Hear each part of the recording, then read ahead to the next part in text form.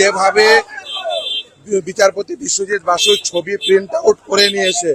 তার উপরে যেভাবে আক্রমণ করা হলো, তাকে যে ভাষায় আক্রমণ করা হলো এবং বলছে AK-47 নিয়ে আসবে, মানে ভাবুন। এবং সেটা হুমকি দিচ্ছে জঙ্গল রাজ কায়েম করবে। এরপরেও যদি রাজ্য প্রশাসন চুপচাপ বসে থাকে তাহলে বুঝতে হবে এদের সঙ্গে রাজ্য প্রশাসন রয়েছে। এবং পরের দিন কুণাল ঘোষ সাংবাদিক সম্মেলন করে বুঝিয়ে দিয়েছে যে শাসক দল কুণাল ঘোষেরা এদের সঙ্গে আছে এবং এই কুণাল ঘোষেরাই বিচারপতি বিশ্বজিৎ বাসু উপরে এই আক্রমণ করিয়েছে এবং বিচার ব্যবস্থার উপরে যে আক্রমণ হয়েছে কন্টেম্প প্রসিডিং ইনিশিয়েট করতে হবে এবং কন্টেম্প প্রসিডিং অলরেডি নিশ্চিতভাবে আমরা চাইবো যে সুমোটো কন্টেম্প প্রসিডিংস হোক এবং সেটা হচ্ছে এবং আশা করব যে সুমোটো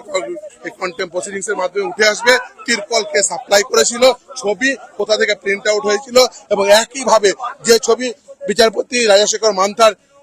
ছবি যেখান থেকে প্রিন্ট হয়েছিল সেখান থেকে বিচারপতি বিশ্বজিৎ বাসুর ছবি প্রিন্ট আউট হয়েছিল কিনা এবং এই আক্রমণ, এই বিচার ব্যবস্থার উপরে আক্রমণ পশ্চিমবঙ্গের আপামর আইনজীবী সমাজ মেনে নেবে না। আমাদের বক্তব্য অত্যন্ত পরিষ্কার এই কুণাল ঘোষের বিরুদ্ধে এবং এই যারা এই রাজু দাস,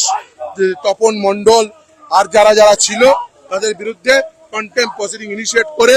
তার কারণ এরা চাকরি নয়, এরা শিক্ষক নয়, গুন্ডা।